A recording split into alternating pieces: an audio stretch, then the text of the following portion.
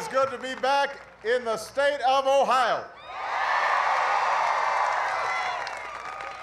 Just a couple of people I want to make sure you know are here. First of all, my outstanding Secretary of Education, Arnie Duncan, is in the house.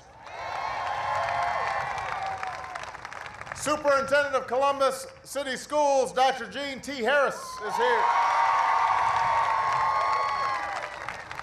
The principal of Fort Hays Metropolitan Education Center, Milton Ruffin, is here. And the mayor of the great city of Columbus, Michael Coleman's in the house. It is a great honor to be here at Fort Hays, one of the best high schools in Ohio.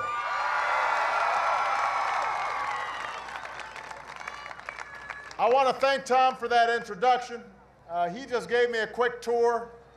And let me just say, these buildings look great. He did a good job. I wouldn't mind taking a few classes here. You've got computers in every classroom. Got state-of-the-art graphic design and science labs, new media center, music rooms. And when you combine that with outstanding teachers,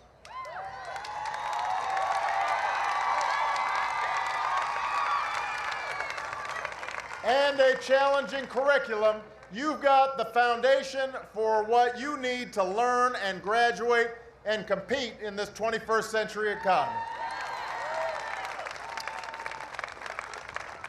So Fort Hays, I'm here to talk about exactly that, about the economy. I came to talk about how we can get to a place where we're creating good middle-class jobs again. Jobs that pay well. Jobs that offer economic security. And the renovation of Fort Hays is a great example of where those jobs can come from if we can finally get our act together in Washington. If we can get folks in that city to stop worrying so much about their jobs and start worrying about your jobs.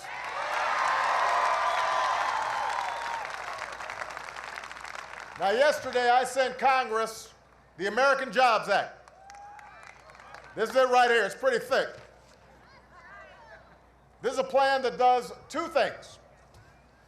It puts people back to work, and it puts more money in the pockets of working Americans.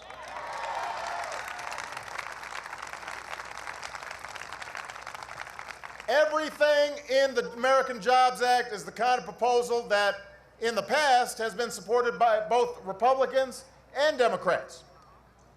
Everything in it will be paid for. And every one of you can make it happen by sending a message to Congress that says, pass this bill.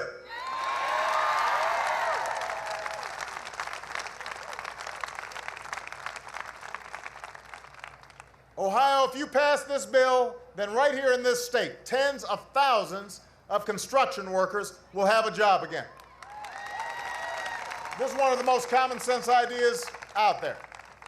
All over the country, there are roads and bridges and schools, just like Fort Hays, in need of repair. Now, some of the buildings here at Fort Hays were originally built during the Civil War. That's old. And when buildings are that old, they start falling apart. They start leaking, and ceiling tiles start to cave in, and there's no heat in the winter or air conditioning in the summer. Some of the schools, the ventilation's so poor, it can make students sick. How do we expect our kids to do their very best in a situation like that? The answer is we can't. Every child deserves a great school, and we can give it to them, but we've got to pass this bill.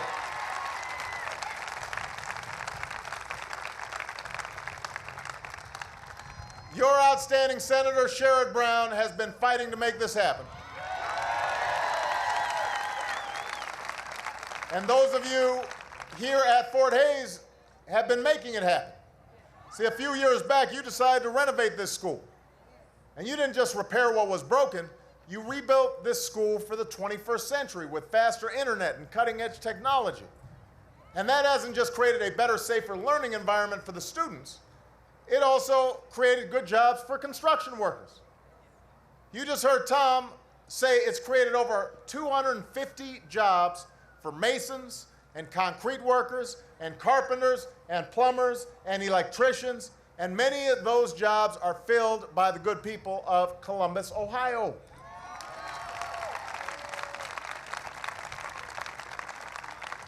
But here's the thing, there are schools all throughout Ohio that need this kind of renovation. There's a bridge in Cincinnati that connects Ohio to Kentucky that needs this kind of renovation. There are construction projects like these all across the country just waiting to get started, and there are millions of unemployed construction workers who are looking for a job. So my question to Congress is, what on earth are we waiting for?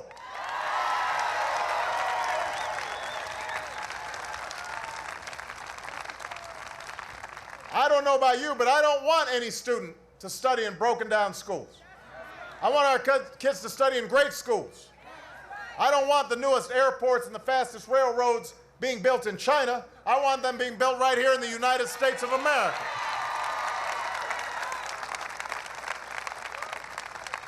There is work to be done. There are workers ready to do it. So let's tell Congress, pass this bill right away.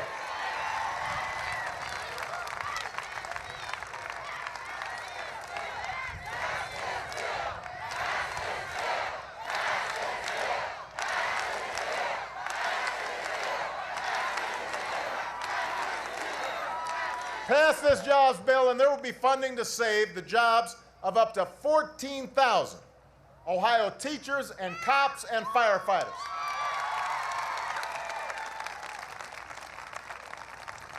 Think about it.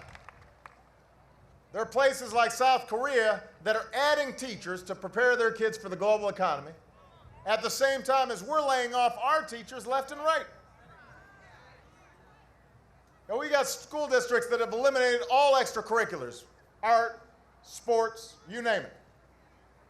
You've got situations where, I just heard a story from Arnie Duncan driving over here. I met this young man yesterday. He's a music teacher in Philly, and his budget, total budget, is $100 for teaching music in a whole bunch of schools. So they're using buckets to do drums, because they can't afford actual musical instruments. You've seen it here in Ohio. Budget cuts are forcing superintendents here in Columbus and all over the state to make layoffs they don't want to make.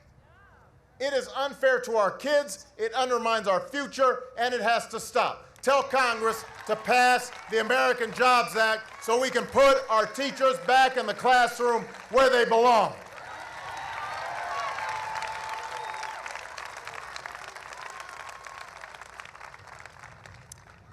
Tell them to pass this bill so we can help the people to create we can help the people who create most of the new jobs in this country. That's America's small business owners.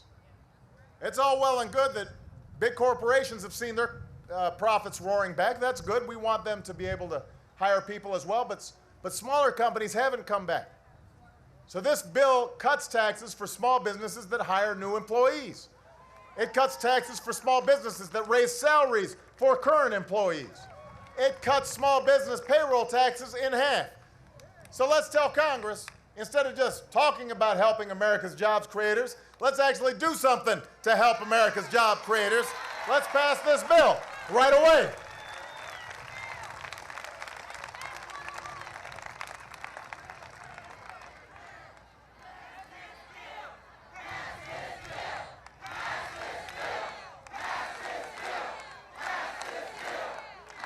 If Congress passes this jobs bill, companies will get new tax credits for hiring America's veterans.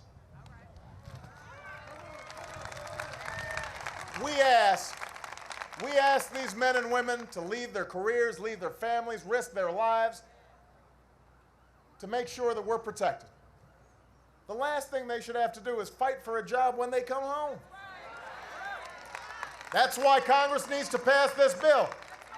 It will help hundreds of thousands of veterans all across the country. It'll help hundreds of thousands of young people find summer jobs next year. It's also got a $4,000 tax credit for companies that hire anybody who's spent more than 6 months looking for a job. The American Jobs Act extends unemployment insurance, but it also says if you're collecting benefits, you'll get connected to temporary work as a way to build your skills and enhance your resume while you're looking for a permanent job. And finally, if we get Congress to pass this bill, the typical working family will get $1,500 in tax cuts next year. $1,500 that would have been taken out of your paycheck will go right back into your pocket. But if Congress doesn't act, if Congress refuses to pass this bill, the middle-class families will get hit with a tax increase at the worst possible time. Now, we can't let that happen. Some folks have been working pretty hard to keep tax breaks for the wealthiest Americans. Tell them they need to fight just as hard. They need to fight harder for middle-class families. Tell them to pass this jobs bill.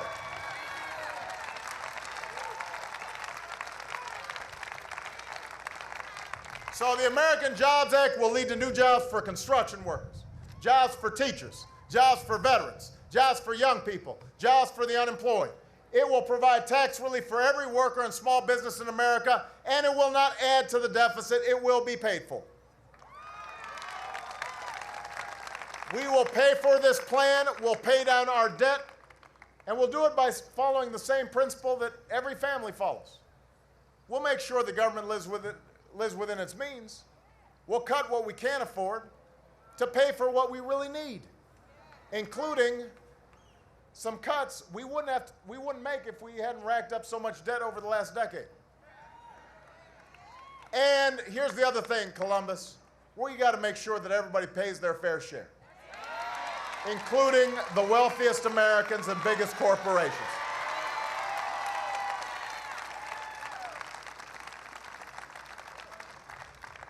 After all, we've got to decide what our priorities are.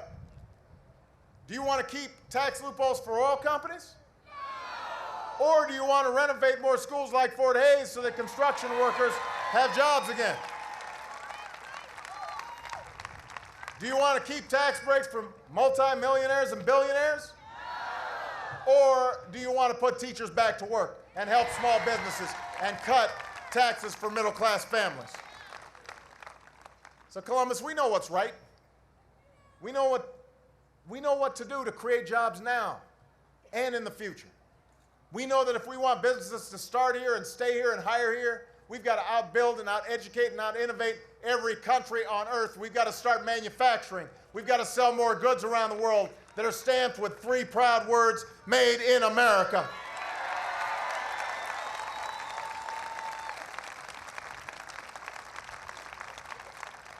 We need to build an economy that lasts. And Columbus, that starts now. That starts with your help. Democrats and Republicans have supported every kind of proposal that's in the American Jobs Act. And we need to tell them to support those proposals now. You know, already yesterday there were some Republicans quoted in Washington saying that even if they agree with the proposals in the American Jobs Act, they shouldn't pass it because it would give me a win.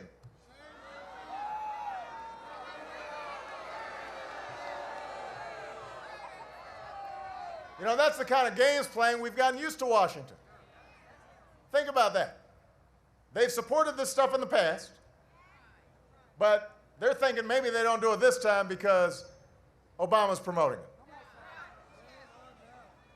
Give me a win. This isn't about giving me a win. This isn't about giving Democrats or Republicans a win. It's about giving the American people a win. It's about giving Ohio a win. It's about your jobs and your lives and your futures, and giving our kids a win. Maybe there's some people in Congress who'd rather settle our differences at the ballot box than work together right now, but I've got news for them. The next election is 14 months away. And the American people don't have the luxury of waiting that long. You've got folks who are living week to week, paycheck to paycheck. They need action, and they need it now. So I'm asking all of you to lift your voice, not just here in Columbus, but anybody who's watching, anybody who's listening, anybody who's following online. I need you to call and email and tweet and fax and visit and tell your congressperson that the time for gridlock and the time for games is over. The time for action is now. Tell them that if you want to create jobs right now, pass this bill. If you want construction workers renovating schools like this one, pass this bill. If you want to put teachers back in the classroom, pass this bill. If you want tax cuts for middle-class families and small business owners, then what do? Pass this bill. If you want to help our veterans share in the opportunity that they defend, pass this bill. Now's the time to act. We're not a people who just watch things happen. We're Americans. We make things happen. We are tougher than the times we live in. We are Billitok, bigger than the politics that we've been putting up with. We are patriots and pioneers and innovators and entrepreneurs who, through individual effort, but also through a commitment to one another, build an economy that's the engine and the envy of the world. We write our own destiny. It's within our power to write it once more. So let's meet this moment. Let's get to work. Let's show the world once again why the United States of America is the greatest country on earth. Thank you very much, Ohio. Thank you, Columbus. God bless you. And God bless the United States of America.